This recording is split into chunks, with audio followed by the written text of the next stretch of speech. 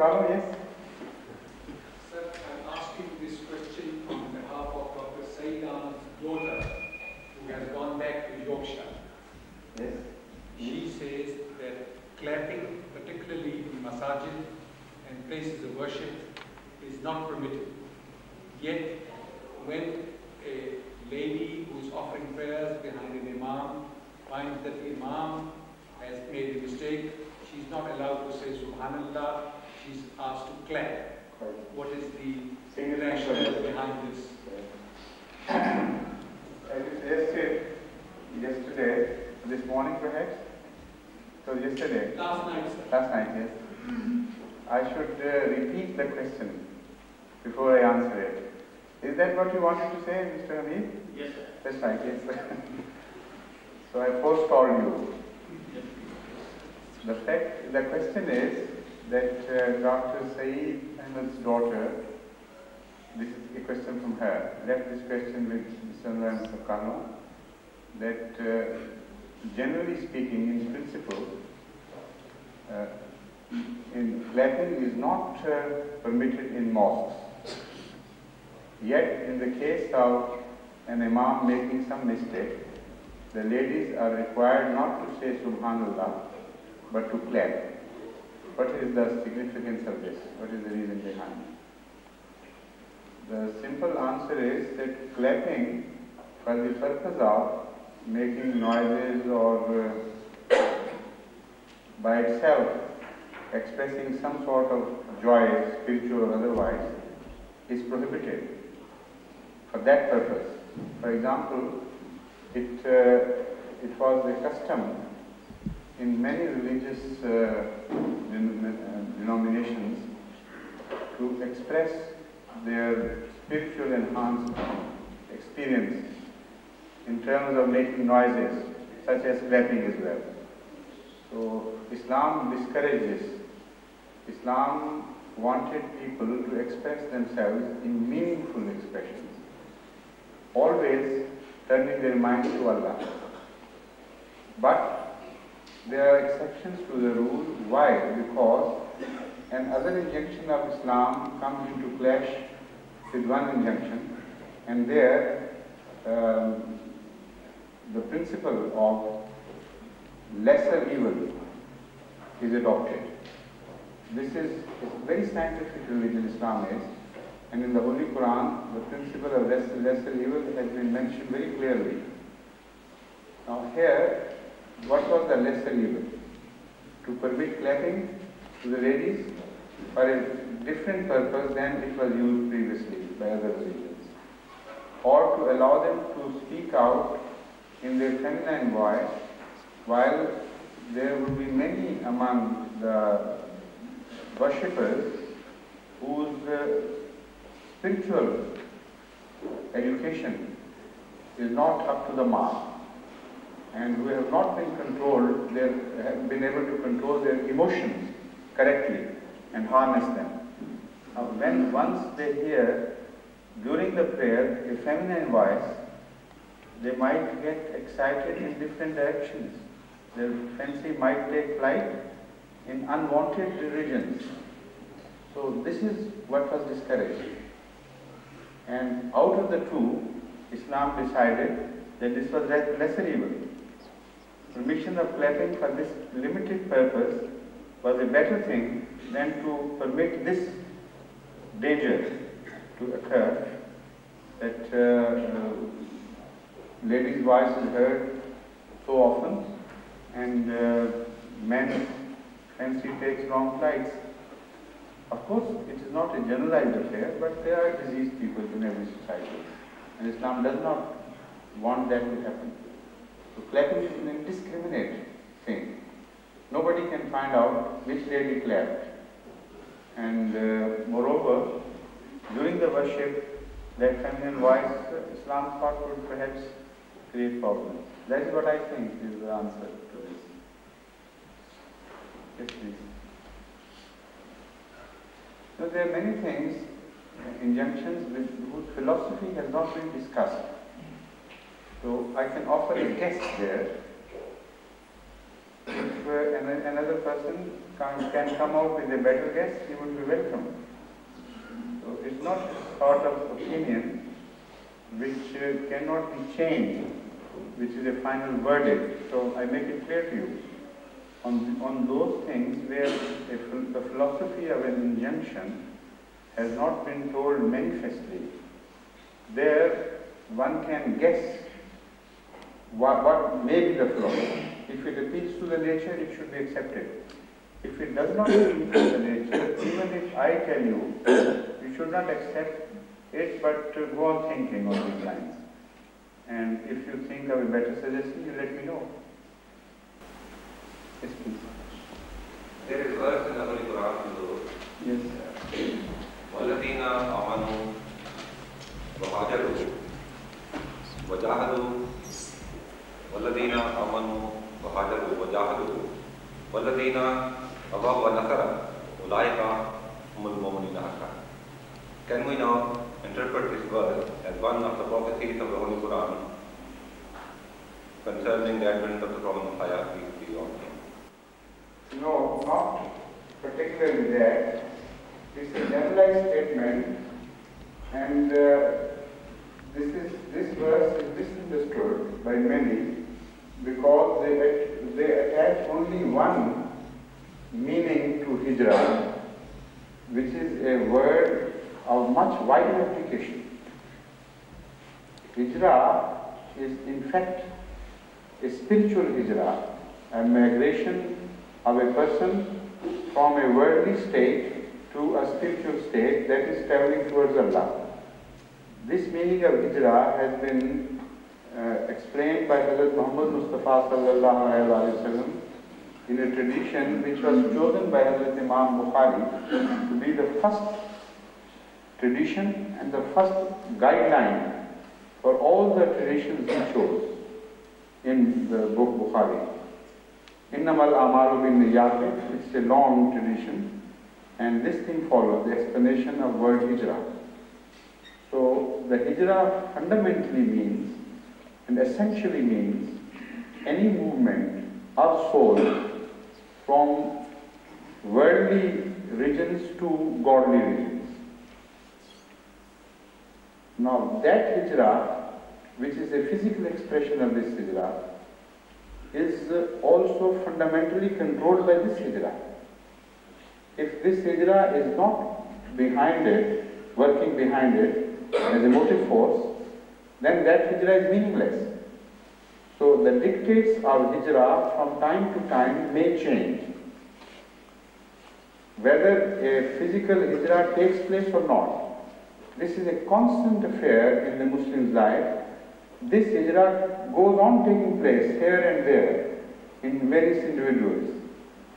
And this is what hijrah means. So in this verse particularly, this is the wider meaning in which this verse is used, and it should be understood as such. सैयदी मेरा सवाल जो है वो कुरान करीम की सूरत यूसुफ में हज़रत यूसुफ के मुतालिक जहाँ आता है कि उनके भाई जब उन्हें कुएं में फेंक गए तो फिर उनका कुत्ता ले आया खून में डूबा हुआ अपने बाप के पास, तो उसके बाद फिर जब वो आखिर में सूरत ख़त्म होती है तो वहाँ आता है कि उन्होंने अपना कुर्ता फिर भेजा अपने बाप को कि वो उसे पहचान लेंगे, तो क्या उन्होंने उस वक्त 2 कुर्ते पहने हुए थे या नहीं? कहीं भी ये लिखा है I trust in English. The question is that in the Holy Quran it is written that when Hazrat Yusuf was thrown in the well, his shirt was taken away by the brothers and it was soaked in false blood, that is the blood of some animals. And it was presented to Hazrat Yaqub as if this was the shirt he was wearing, and when the wolf ate him, the remains of the shirt were captured by the brothers, and this was presented as proof. The lady refers to this incident and also the incident of another shirt which was sent to Hazrat Yaqub by Hazrat Yusuf alayhi salam. Now the lady, the questioner, has completely misunderstood the import of the mention of the second shirt. She thinks that he was wearing two shirts perhaps. One was taken away by the brothers and the other he was still wearing. He preserved it and later on sent the same shirt as a proof. This is not at all the case. It has absolutely nothing to do with this concept. There is no possibility of any such thing. There is a very beautiful message sent by Hazrat Yusuf to Hazrat Yaqub. A shirt was presented to him, torn and haggard and blood-stained, and from which he was made to infer that his son had been eaten up. A whole shirt was sent to him to indicate that the previous shirt was false. It was carrying a completely wrong story. This was the state of shirt which Yusuf was wearing, and this is the shirt which was worn by Yusuf. Now a shirt from outside would immediately take the fancy of Hazrat Yaqub back to that incident long ago. And he would remember that a shirt was presented to mislead me. This shirt has come to direct me into the right thing, that my son has not been murdered. So this was the only meaning in the repetition of the shirt. It was a very intelligent move by Hazrat Yusuf and a beautiful way of expressing things. Moreover, sometimes when you tell about a tragedy in suddenness, it can create problems, emotional problems. So if you break the good news too, in some cases, it is like breaking the good news too because the effect is there. So, but by this beautiful way of sending the shirt, the news would slowly dawn upon Hazrat Yaqub. He would just start thinking of the message, and it will dawn so gradually that it cannot cause any emotional upset. Only the player would be received, no shock. So that's the beautiful verse of the Holy Quran which tells us that this is the method adopted by Hazrat Yusuf.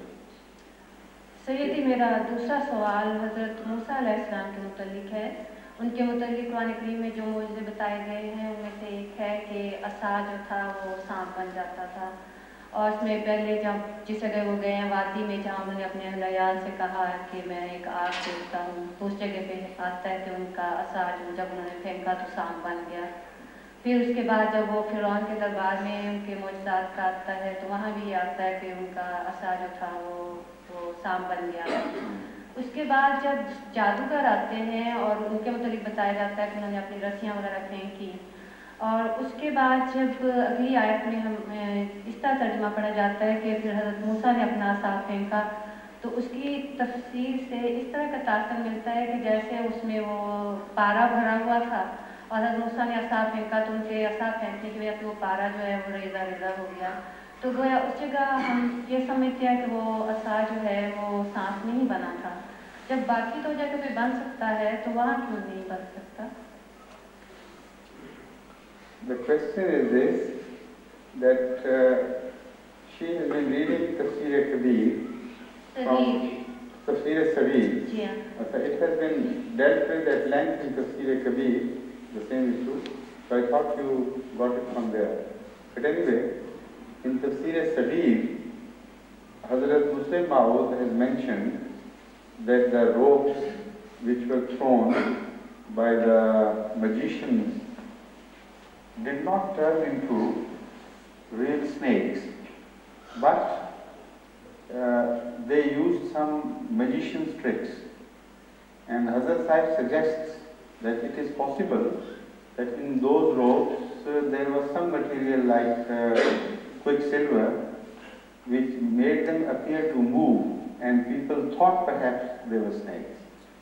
Now that is just an explanation. There could be others.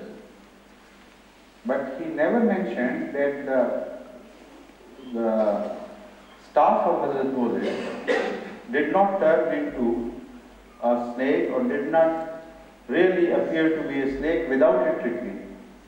That is which he never mentioned anywhere in the Holy Quran, in the translation or in any tafsir. So there the read is mistaken. And the question was, at other places the Holy Quran tells that Hazrat Musa's staff did turn into a python or a big snake. While in this place, Hazrat Musa seems to say that it did not turn into anything else actually. So first of all, I have explained that this is a wrong expression, the wrong impression which is drawn. Number two, I will now explain why Hazrat Musa suggested this trickery. The reason is that the Holy Quran makes a very fine distinction between what happened to the staff and what happened to the ropes which were thrown by the magicians of Pharaoh's court. The Holy Quran says, Saharu ayunan nase. What they did, they deceived the eyes of the people, and nothing actually happened to the ropes they threw. So the Holy Quran implies that because they had no power over Allah's laws of nature, they could not change the ropes in reality to anything, and they remained ropes. What they achieved, the only thing they achieved was they deceived the eyes of the people. So that deception was interpreted by Hazrat Musa as a conjurer's trick, like these things happen today. Ropes were made in the form of snakes, for example, or very similar to them, and they were made to move through some mechanical devices or chemical devices. But personally, I think of another explanation. The Holy Quran says, Saharu ayunan nase, which should be interpreted first as this, that there is some truth in mesmerism or the power of mind to deceive others. This I have personally experienced, that a powerful mind can convey things to the other mind without the use of the mediums known to man. Somehow there is some radiation, some type of machinery by Allah which carries the strong mind's thought to another person's mind. And this is this is a form of hypnotism. Although hypnotism is not exactly that, but hypnotism is also a form of this thing. Nowadays, in parapsychology, great researches are being made very seriously by various universities in the world. And as far as I am aware, I have been in touch throughout with this subject. I've got quite a few books, as well as I used to receive the Journal of Parapsychology published from the Durham University, North Carolina. And there I came to learn from that these experiments are almost proving beyond doubt, not quite but almost, that this power of mind is a very fundamental power, and it does show results. So when the Holy Quran says Saharu ayunan nase, personally I am inclined to interpret it as this, that they deceived the eyes of the people by their power of application of mind, while the ropes remained the ropes. Now, why I choose this interpretation is the reason is that if the ropes were not in the shape of snakes, then just by their moving, people could not take them to be snakes at all. Just by adding some movement through some device, those ropes could not appear to be snakes to anybody. They had to be in the shape of snakes. And if they were in the shape of snakes, then people could not conceive ropes turning into snakes. So that is the reason why I prefer the other interpretation. That through some mesmerism, they deceived the eyes of the people and they thought they were snakes, but they were not. Now, why did they prostrate immediately and why did they accept defeat immediately? Because they knew only of mesmerism, deception of the eye. But when they saw a staff really endowing them and making them disappear, that was something completely beyond the power of man, and they accepted it as a mu'jiza or a miracle. How that took place, we don't know. But the Holy Quran positively mentions it and nowhere uses the word Sahara Ayun Nas. It to every onlooker, it did appear like this. That is again possible. That through Allah's greater, much greater out of all proportion, control over mind, a very forceful phenomena was created by Allah, and the staff did not change into anything. That can happen. But to all purposes, that appeared very much like a snake and behaved like a snake. And if that can happen, everything can happen. Allah can do anything. If Allah can really change anything to any other form. But as I have read the Holy Quran and the traditions of the Holy Prophet, I know that this is not the general behavior of Allah to go against His own creative powers and find himself in a helpless position where laws of nature have to be broken by the maker of the laws. This is something which I can't digest because this is against the very nature of God's plans.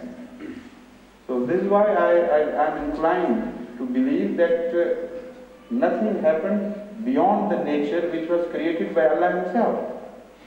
All we can find is this, as Musi Maud has explained, that there are certain tiers of laws, hidden laws and apparent laws. Sometimes apparent laws are broken, but a hidden law, which is a more powerful law, comes into action of which people don't know. That is conceivable.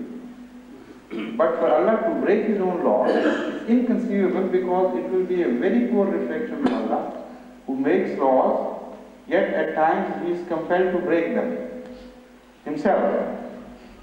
While Allah in the Holy Quran says, لَن تَجِدَ لِسُنَّةِ اللَّهِ تَبْدِيلًا وَلَن تَجِدَ لِسُنَّةِ اللَّهِ تَأْوِيلًا.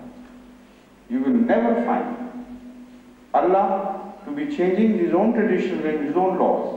Sunnatullah means an established law of nature which Allah has established, or an established behavior of God in the realm of religion. Both these are Sunnatullah. So from that I can infer very safely that no law of nature was broken at any time, nor it can be broken by Allah Himself in any form. It can be, but it will be a poor reflection of Allah if Allah has to break, and against the injunctions of the Holy Quran.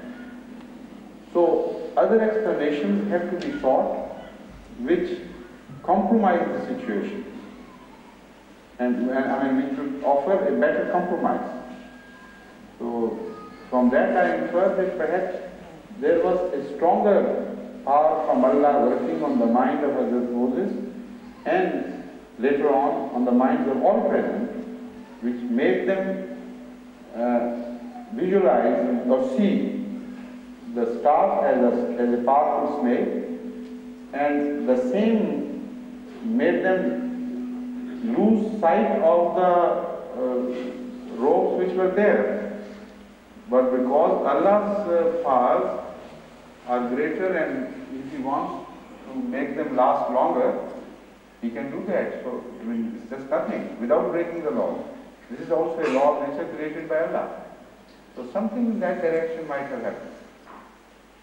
But as far as people are concerned, as far as men are concerned, the Holy Quran makes it categorically clear that it was not Musa's mind or the mind of any human being which was responsible for that change which they observed in that star.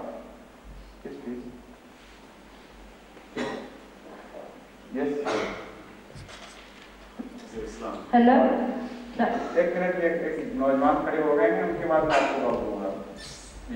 From my reading, I can gather that the purpose of religion is mainly fourfold. That's to provide knowledge about God, the hereafter, moral and social values. Now, the social and moral values can be philosophized by everybody in different ways, but one of the unique features which I've noticed in Islam is the emphasis on nature and science.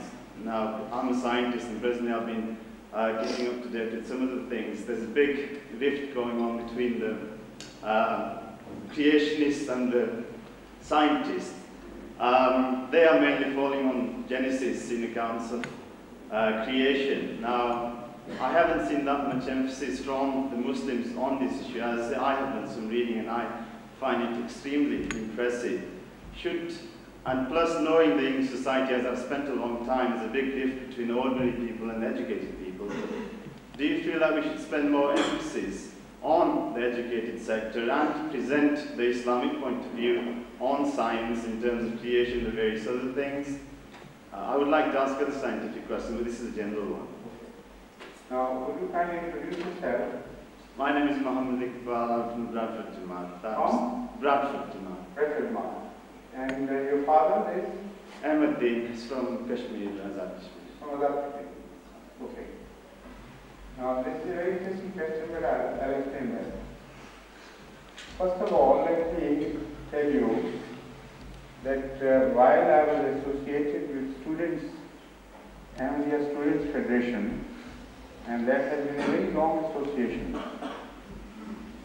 Way back in 1946 or 44, I was first associated with that as a member, and later on I was chosen as the patron, and ever since the partition, when this association was revived, Mr. Sales again at the request of students appointed me as the patron. Throughout this history of association, I have been telling MD students to take up the qadr, which I have mentioned, for the sake of Islam, and do things which others are doing very defectively, and they are creating an impression that religion is now being defended ably by those who know the subject, while it is not at all defended ably. In fact, they are creating problems, and the scientists are beginning to mock and laugh at these scientists who, in the name of rationalism, are presenting certain excuses for the religious ideas to be taken seriously. Why? Because the Christianity has a very defective background in the form of biblical explanations of natural phenomena. And basing themselves on that information, when they try to defend, they fail, however earnest they are in their effort. And some very erroneous ideas are attributed to religion in the name of science, and no sane man can ultimately accept that. Now, these creationists, I have read about them, I have read their papers, and I find that their explanations are wrong, definitely wrong, because they are trying to defend biblical concept of Genesis, which is wrong. It is wrong not because Allah had told that in so many words to be accepted by mankind for all time to come, but maybe either Allah speaks to the people within the relevance of their knowledge, and if a religion is limited for a certain time, in relative terms the truth is disclosed to them. So because these religions have outlived their time, so for a modern man, when he looks back, all they present is not a lasting truth, but a relative truth. Enough for them to understand the religious phenomena an information has been given without much explanation. The Holy Quran picks up the thread from there and does three things. Number one, drops the later on additions by human beings, and things were attributed to Allah by Bible, they were also added upon by people later on. So with the result that there is a jumble of truth and non-truth, falsehood and truth all together, and it's very difficult to unwind this whole rigmarole. So this is why the Holy Quran has adopted this method. First of all, it drops all the nonsensical things which were added later on by other people, and takes the fundamental things, very clear, on which no objection can be raised. Secondly, it adds certain other things by way of explanation. And thirdly, it contradicts certain things positively, just not by dropping out, but contradicts them. For example, the concept of creation of man from the rib of a woman from the rib of Adam, and the concept that Adam was first man. This story has been vehemently and totally rejected by the Holy Quran, and another explanation has been put forward by the Holy Quran. So there are so many things of interest for Ahmadi students. They should take up the cudgel for Islam, basing their views on the Holy Quran, and they will never be defeated, because the Holy Quran is moving ahead of the scientists and is mentioning things which so far have not been discovered by scientists. And it mentioned things which were discovered 1300 or more years after the revelation of the Holy Quran, and now the scientists can understand the theories put forward or the facts put forward by the Holy Quran. I'll quote a very interesting example in reference to evolution. But that's a very long subject. I'm just quoting one example. Don't follow it up by other questions about evolution, because then the whole evening and many other evenings will be taken up. There are certain mentions in the evolution of man as described by the Holy Quran which did not mean anything to me. They did not convey any sense, particularly one reference.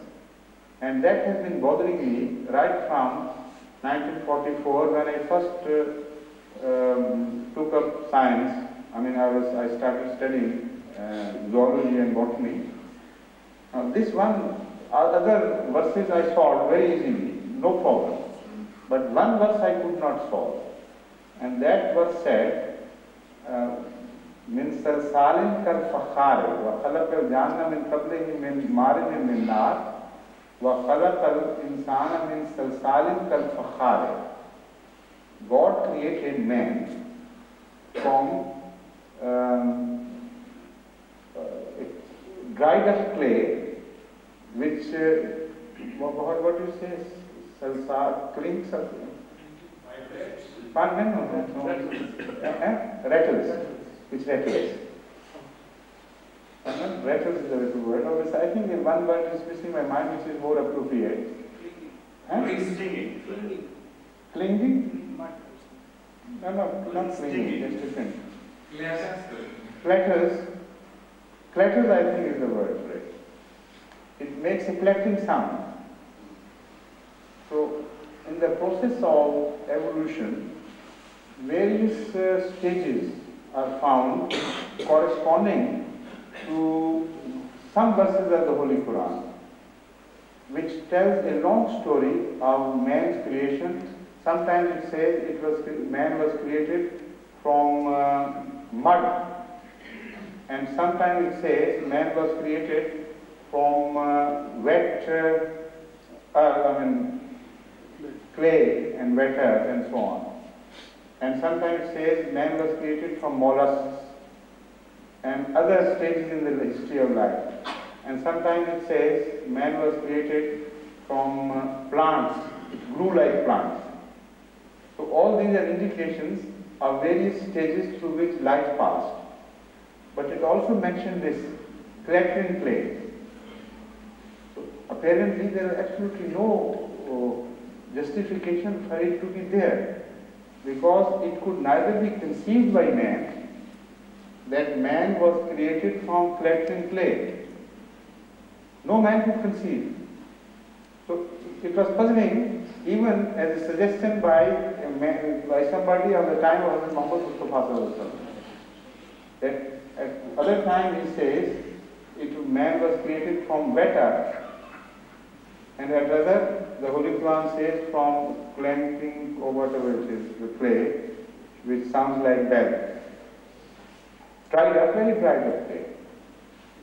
Now recently I read about the origin of life, particularly the chemical changing phenomena which might have occurred.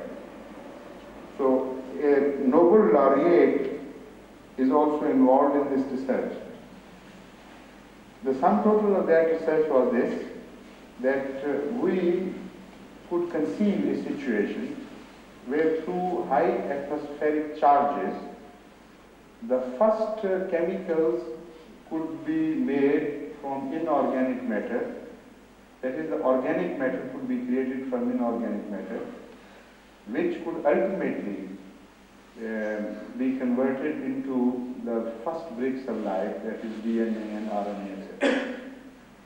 Now the scientists making research on this were puzzled about one thing. They conceived of a universe where there was no oxygen, and the high electrical charges were there, not to burn things, but just to bring about chemical changes. And if in a muddy sea near the ocean bank, this phenomena happened, there was a possibility of the first inorganic material to be formed.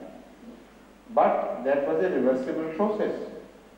As long as it remained in the sea, it simply could not go forward another step, because that chemical process which they discovered is a reversible phenomenon. It goes for trillions of years, that chemical would go on changing back into the original and then forming a chain, which was a reversible chain. So how could life break through that? That was the question involved. Then they discovered certain evidence which told them that what might have happened was this, that this chemical was thrown out into some dry spots from which sea receded, and there was some aluminum and things, some chemicals were present. When this chemical was dried up, and they were dried up to the extent of almost like bricks, and they were baked in the sun like bricks, then that chemical process can take place, which would put them one step ahead, ultimately to turn it into a non-reversible process. From there on, it's just plain swimming, plain sailing. So this was the discovery which astounded me, because it is the only book in the world which mentions a stage in the creation of life which is similar to a dried up clay. And the explanation has been put forward by the scientists of today. So Muslim students are in fact only the people who are in a position to defend religious values, in the sense that there is no clash between the word of God and the act of God. If there is an apparent clash, it has to be sorted out. Who has made mistake? Have you made the mistake of misinterpreting the word of God, or the scientists have made the mistake of misinterpreting the act of God? But as far as the clash goes, it's important. हुजूर मेरा आपका सवाल बकरा की उस आयत से मुतल्लिक है जहाँ गवाहों का जिक्र है और अल्लाह ताला फरमाता है कि वस्तशहिदू शहीदैन मिन रिजालिकुम फइल्लम यकूना रजुलैन फरजुलुन व इम्रअतान मिम्मन तर्दौना मिन अश-शुहदा. You know, I have answered this question in my Jalsa Salana speech on the 3rd day last year. I have mentioned this, and if you have that cassette available, you can go through that speech and you will find the answer there. शुक्रिया. Assalamualaikum. I wanted to ask, should girls be allowed to go away from home to study at university? It all depends. There are certain girls whose parents know that they have a complete control over them and no harm can come their way, even if they are trusted to go and study with students, male students, and they can observe further too. For example, one girl was sent from Multan in Pakistan to study in Oxford, and she was a science student. She did her degree or doctorate in solid state, and all through she observed further and she guarded herself. She was one of the Muhsanat. Muhsana means the one who is capable of guarding herself. So in that case, there is absolutely no objection for that girl to study in any university. But if that girl is weak and the parents know better, if she is liable to be influenced wrongly by that child, then it will be very dangerous to send that girl and to cry later on. It will be too late then. So you should not put weight beyond one's capacity. This is the fundamental rule. La yukallifullahu nafsan illa wus'aha. If the children, even if it's a male child, is sent to conditions where it's too much for him to resist, and he is yet in a formative state, then it will be destroying your own son with your own hands. So it's not a question of male or female. It's applicable equally to every situation. Like Akbar, for example, a poet, Urdu poet, a very renowned Urdu poet, he sent his son to England, and after a while, that son lost his bearing completely, and he changed his values, his concepts about life, everything. And Akbar, when he came to know it, wrote a long poem addressing him. I remember a few verses. He says that मोम की पुतलियों पर ऐसी तबीयत पिघली, चमने हिंद की परियों की अदाब भूल गए, खा के मैक्रोनी सेवइयों का मजा भूल गए. So it was a very interesting long poem telling him that you have changed your values. So that son was also the son of the same father, you know, that capable father, such a father, such a son.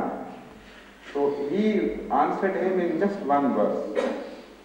He wrote back to him, taking that verse, borrowing that verse from some Persian poet, that Darmayane Kare Darya Takhtabandam Kar De Baaz Mi Goi Ke Daman Tar Magun Hushar Bash, that you have bound me hand and foot on a board and thrown me to the mercy of ocean waves, and now you warn me. Beware, you should not wet your clothes. Beware of it. Impossible. He said, you have created this situation. You are responsible for this. So this is a very good,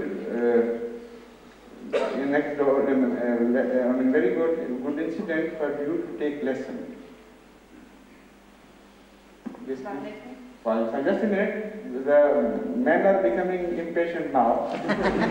They want to take the floor. Please. Sir, I would like to ask you whether conscience has been implanted in our brains by Almighty God, or is it a conditioning by society? Because both things are true. The question is the conscience something implanted by God in our beings to give us, to work as a ballistic phenomenon, or is it created by society? It is not created by society, but it is distorted by society and influenced by human beings and people in which you move. So the conscience is corrupted by society, and what some people think as conscience is not conscience. It is an erroneous concept of conscience created later on. But still the Holy Quran tells us something very interesting.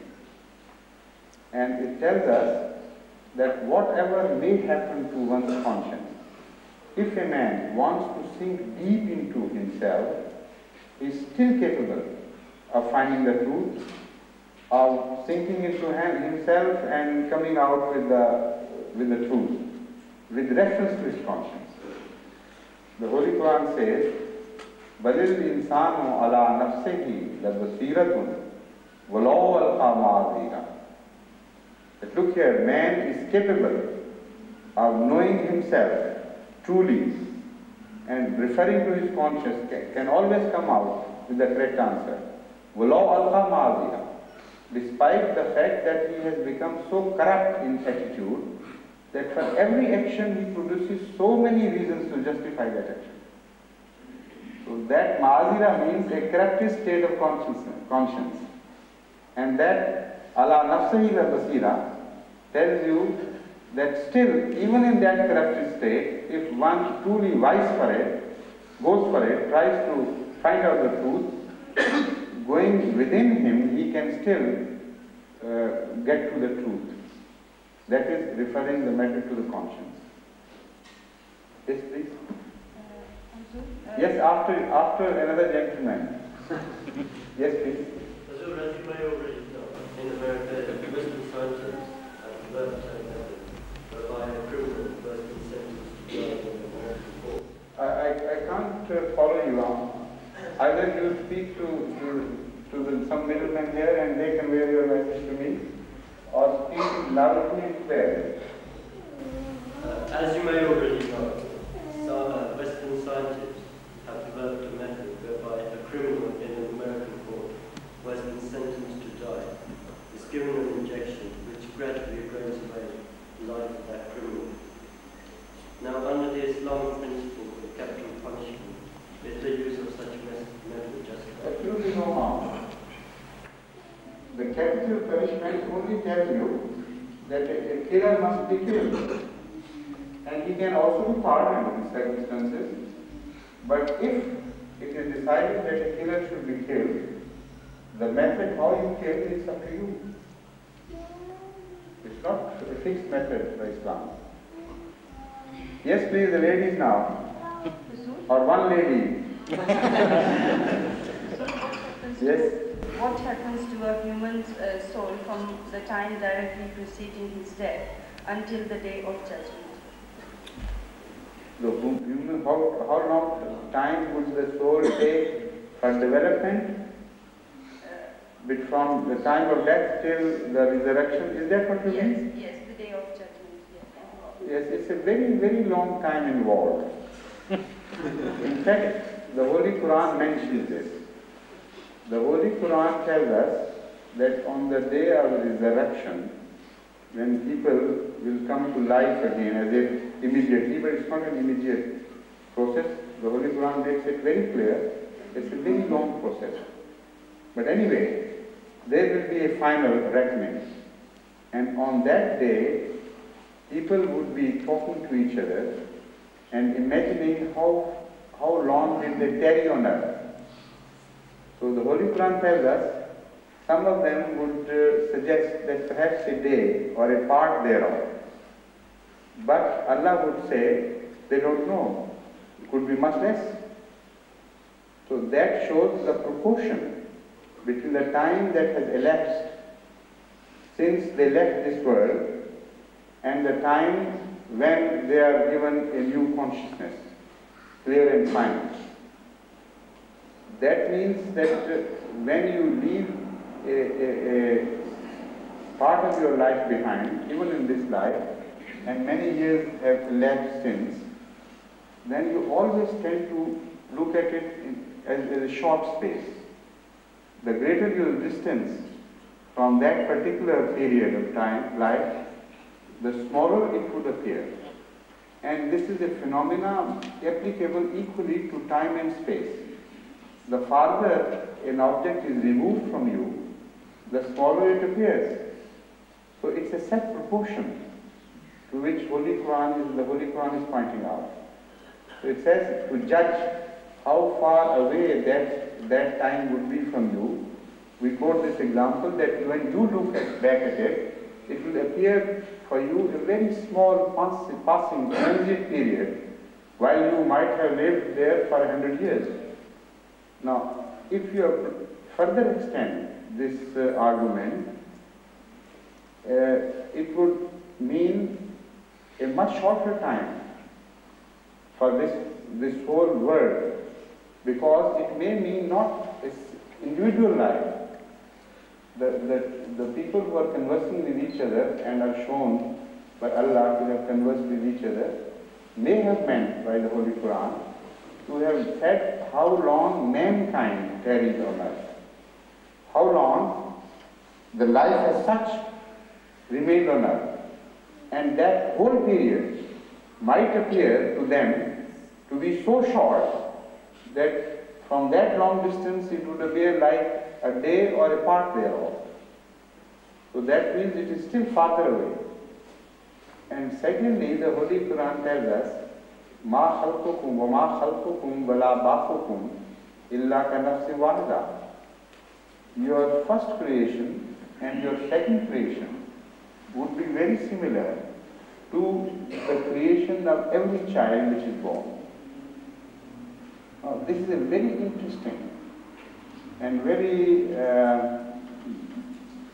deep, rich in knowledge verse, which throws a very big light on the whole phenomenon and process of life to come and the process of life which is in the past.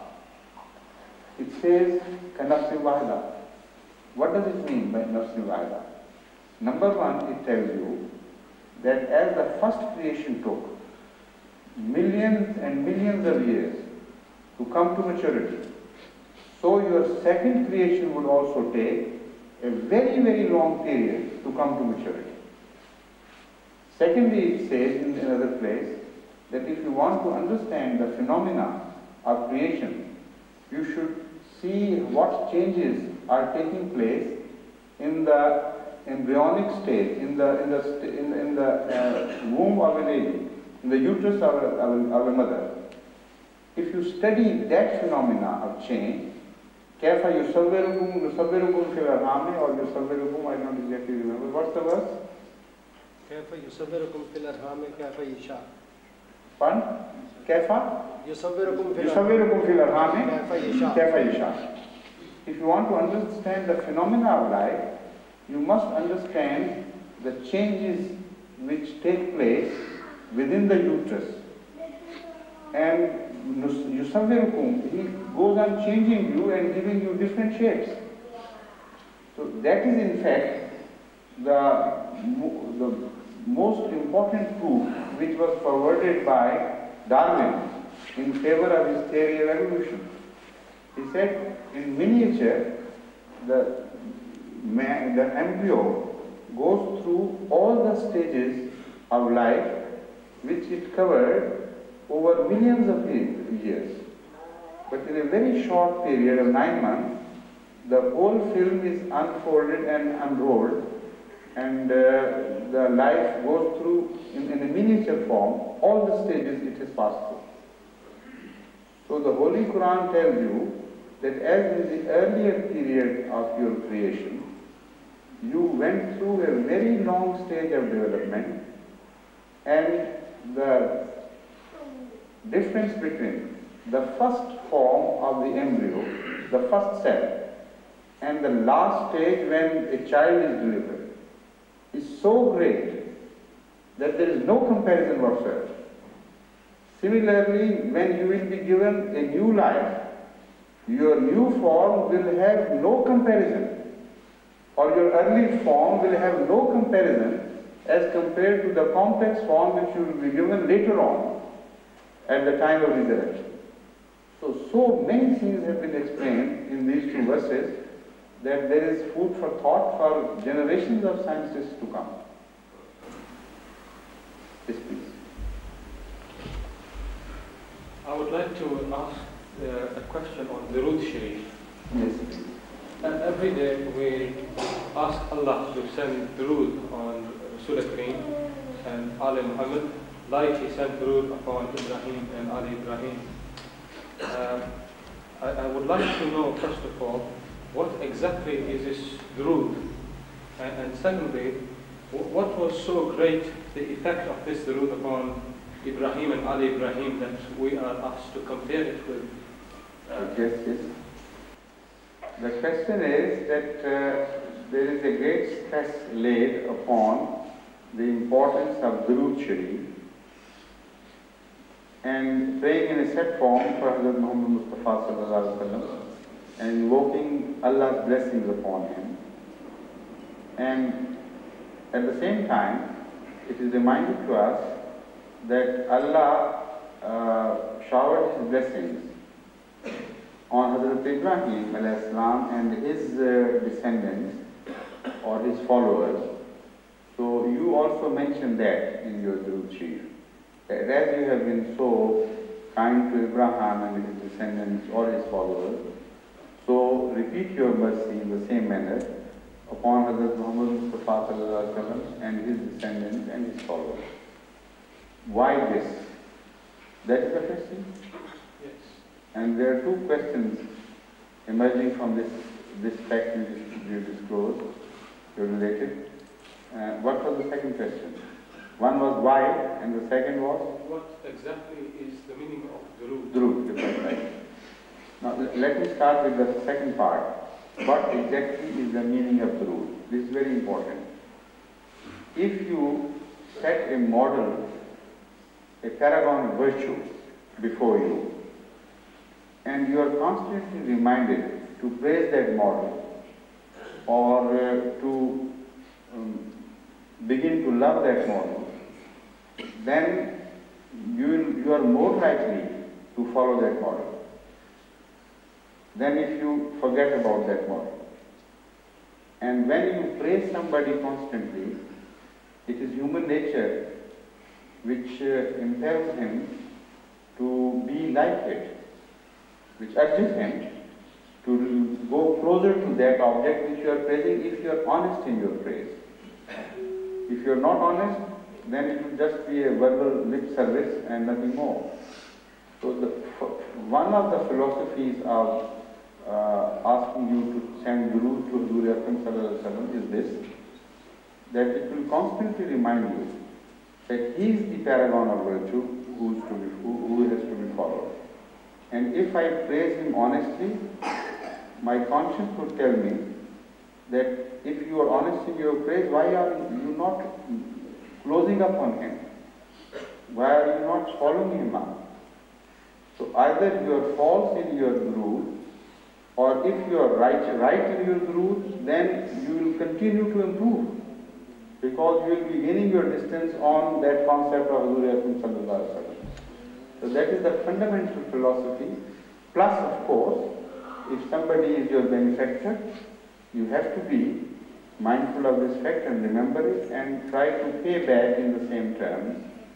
And because you can't pay back to Hazrat Akram sallallahu alaihi wasallam directly in any form for his great beneficence and acts of goodness to you, to the whole mankind. So the only way you can pay back to him is by requesting Allah to do it for your sake. So that is also one of the philosophies. There are so many other things involved, of course, but I'm just mentioning the two. Now just a minute, the second part of the question is yet to come. Or perhaps the second part came first, this is why you are mistaken. I have yet to discuss the first part. Why Hazrat Ibrahim alayhi salam is mentioned? The reason why is this, that Hazrat Ibrahim alayhi salam was the father of prophets, known to be the father of prophets, who left a long trail of very pious people behind. And he was not only the father of the Sharia which was revealed to him, but he was also the father of the Sharia of Moses which was to follow. So he has a much wider impact, and in fact he is closer to the concept of Rahmatul lil Alameen after Huzur Akram sallallahu alaihi wasallam than any other prophet, because his name is associated with the reconstruction of Kaaba, which does not mention any religion. It is mentioned that Kaaba was created for the mankind, because it says, Inna awwala baytin wudi'a lin-nasi lallazi bi Bakkata. Wudi'a lin-nasi, not lil Muslimin, not lil Nasara or for any other denomination, religious denomination. So Khana Kaaba is the only place of worship which has been mentioned by the Holy Quran as a common place of worship for all mankind. And Abraham is mentioned in relation to that second building of Kaaba. The first we don't know who built and how long ago, perhaps it was Adam himself. But a new era was to begin, in which Hazrat Abraham was to play the fundamental role of bringing mankind together. So he laid the first brick for Islam, in fact, because it was Hazrat Muhammad Mustafa sallallahu alaihi wasallam who was ultimately to be the messenger to all mankind. So this is why, instead of mentioning other prophets, Hazrat Ibrahim is mentioned because he has a direct relationship with Hazrat Rasulullah sallallahu alaihi wasallam. Secondly, the Holy Quran tells us that it was his prayer which was accepted in toto by Allah.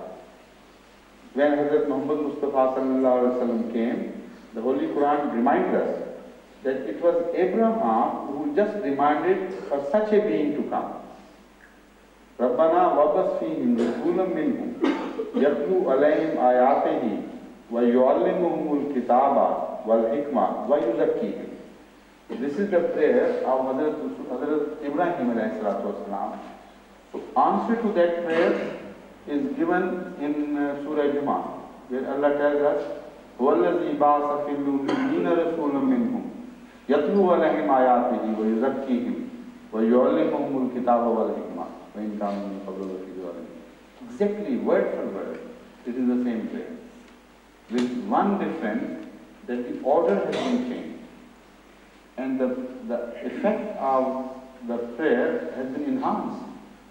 And Allah accepted the prayer of Hazrat Ibrahim word for word, but gave him much more than he wanted. Yet every word is the same, just the change of order, and a completely new beauty is added to the prayer's acceptance. While Hazrat Ibrahim asked, وَبَسْ فِيهِمْ رَسُولًا مِّنْهُمْ يَتْلُو عَلَيْهِمْ آيَاتِكَ. O God, raise from among them a prophet who would recite your verses to them, وَيُعَلِّمُهُمُ الْكِتَابَ وَالْحِكْمَةَ, and would teach them the book and the philosophy of that book as well. And then Yuzaki, and who would purify them. So the train of thought in Hazrat Ibrahim's mind was this, that after the revelation, the knowledge of the book has to be taught. And after the knowledge, the philosophy of that knowledge has to be given. And once this is complete, then people are purified, not before that. But God in answer said that I am going to send a prophet of such high quality that he will not wait for people to learn the book or understand the philosophy till they are purified. He will have a direct purifying force. You come close to him and you will be purified there and then. That is the one beauty which was added. And secondly, it was said that his knowledge is of such a quality which is going to be revealed to him that without the purification, man cannot understand that knowledge. So purification has to be the first. So it is exactly what has been mentioned in the opening verse of the Holy Quran, where it says, ذَلِكَ الْكِتَابُ لَا رَيْبَ فِيهِ هُدًى لِلْمُتَّقِينَ. And this book is of such a high class that ordinary people will not be able to benefit from it. You have to be a muttaqi, that is one who is purified, before you begin to draw benefit from this book. So it's as if instead of a primary school, a postgraduate college has come into being, where you have to have some primary knowledge before you draw benefits from that higher education. So there are so many aspects which have been added by just changing one word, taking it from the end and giving it the second place. So this is why Ibrahim alayhi salam has a very deep association, unbreakable association with Hazrat Muhammad Mustafa sallallahu alaihi wasallam, that his name is chosen for example of durood, otherwise other prophets would also have been mentioned. And they have been mentioned in the sense his followers. You see. Yes, please. Yes, wa alaikum salam. Hazrat, did you have any sign from God at any time before Khilafah? Yes, I did. Yes, please. That you will be gifted with the honor of being the full successor of the promised Messiah. Beg your pardon? That you will be gifted with the honor of being the full successor of the promised Messiah. No, not that sign in so many words, but there were signs which indicated that, which I could not interpret. It was impossible for me to interpret it like that. So I came out with some other explanation, and once I told one of those to Hazrat Khalifatul Masih Salis, may Allah be pleased with him, and he looked at me with such smile on his face that I was made very uneasy, because now I think he perhaps got the import. What I saw in the dream was this, that I was giving dars of the Holy Quran, and Hazrat Khalifatul Masih Salis was sitting on the right of me, but he was twinkling in a way that he was now Khalifatul Masih Sani, now Khalifatul Masih Salis, and just a twinkle was going on, and they both of them were watching me how I deliver my dars. And the verse which I chose was Qul a'udhu bi rabbil falaq min sharri ma khalaq. So when I started giving that dars, I looked at them and both the faces brightened up, because at the same time they were both faces, and there was such happiness on the face that I was filled with pleasure right from top to bottom. And that was the only, that their dream ended. So when I mentioned it to Khalifatul Masih Salis, he didn't answer me, he didn't say a single word, but he smiled and looked at me with such love in his eyes that I can never forget it.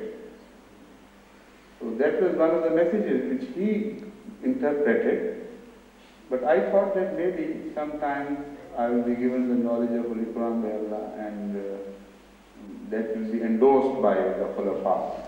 That was the only meaning I could draw from that, otherwise I couldn't have mentioned this deed to him. Assalamu alaikum. Yes, please. In the teachings of Islam by the promised Messiah, he speaks of 3 stages in the development of man, physical, moral and spiritual. What I would like to know is, do the prophets have this fight within themselves for self-betterment, or are they already born sort of high up on a spiritual threshold? And if that is the case, then even with ordinary people like ourselves, are some people born higher up a spiritual scale than others? Do some people have a head start? And if they do, where do they get that? Now, the answer is very simple. If you look at the physical birth and shape and qualities of people, the question will be answered immediately. Physically, everybody is not endowed with the same qualities. In body, in form, in beauty, in so many things. People are born differently, gifted differently by Allah. So that means spiritually it would be the case. Now, the requirement by Allah is not that you produce beyond your power. What excellence means in the eyes of Allah is that whatever you have been endowed with, you put it to the last limit, and you produce, you achieve the given objective to the last limit of your capacity. So no one has been treated unfairly. It is a ratio which is important in the eyes of Allah. If a man has been born with higher capabilities and does not perform in a manner as would meet the requirements of those capabilities, then that man has fallen short. If a man is born with much smaller capabilities and he fulfills the requirements of those capabilities to the full, he will be considered an excellent man in the eyes of Allah. So despite these differences, there is nothing for man to complain, because Allah would judge according to wusa. This is the most beautiful verse. La yukallifullahu nafsan illa wusa. The wusa changes, and everybody would be judged according to his wusa. So no unfairness involved at any stage. Now, I think it's already very late. Next time, inshallah, maybe tomorrow. The rest of the questions. Now let's say prayer.